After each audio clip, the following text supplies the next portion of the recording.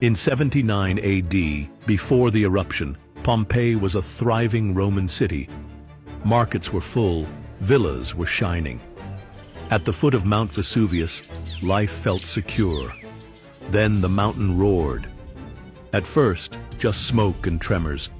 By midday, ash poured from the sky, turning day into night. Hours later, a firestorm of gas and ash swept through at 500 degrees Celsius, killing thousands instantly. Pompeii's busy streets froze in chaos, preserved under volcanic stone. For centuries, the city lay hidden. Rediscovered centuries later, Pompeii stood as Rome's most haunting portrait.